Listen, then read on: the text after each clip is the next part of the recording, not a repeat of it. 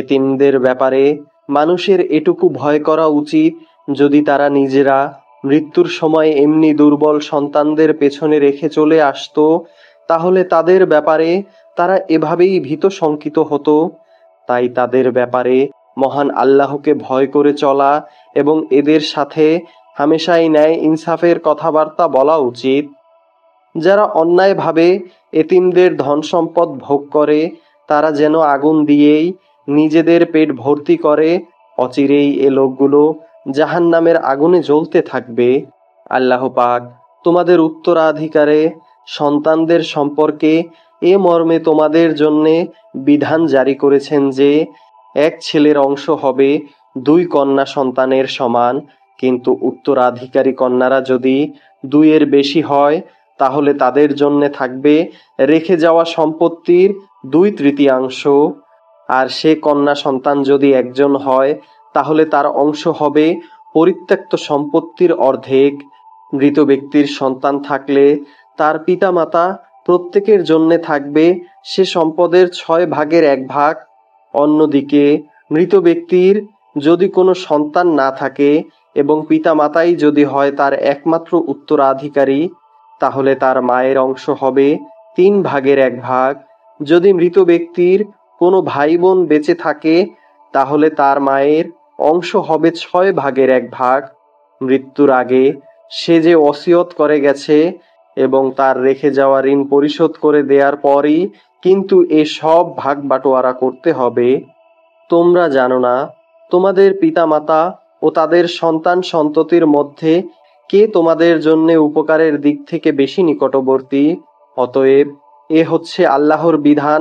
অবশ্যই আল্লাহ পাক সকল কিছু সম্পর্কে জ্ঞাত এবং তিনিই হচ্ছেন বিজ্ঞ, পরম কুশলী।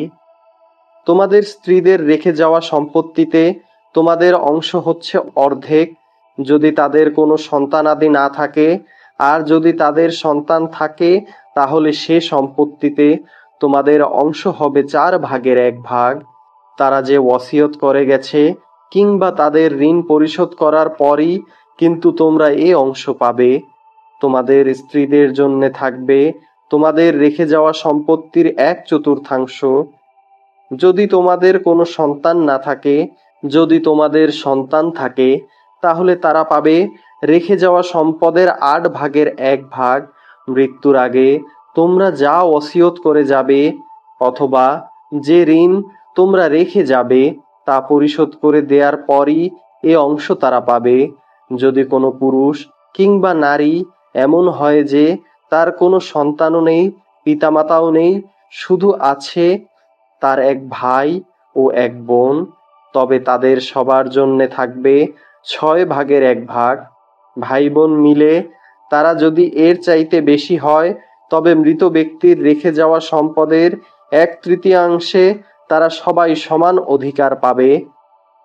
অবশ্য এ সম্পত্তির ওপর মৃত ব্যক্তির যা ওসিয়ত করা আছে কিংবা কোনো ঋণ পরিশোধের পরই এ ভাগাভাগি করা যাবে।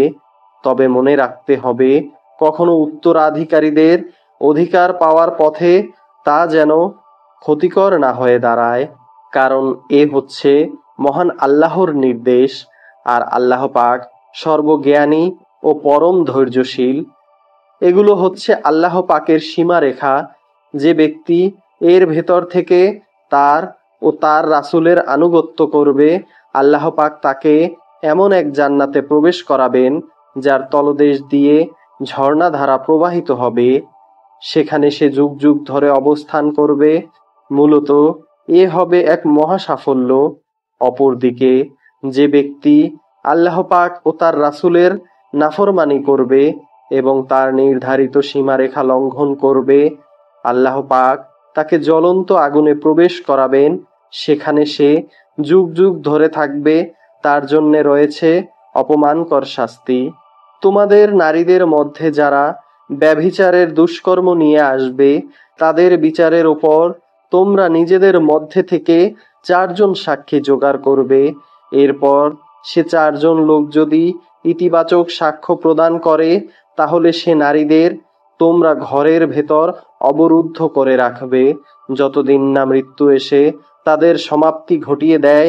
কিংবা আল্লাহ পাক তাদের জন্য অন্য কোনো ব্যবস্থা না করেন, আর তোমাদের মধ্যে যে দুজন নরনারী এ ব্যভিচারের কাজ করবে তাদের দুজনকেই তোমরা শাস্তি দেবে।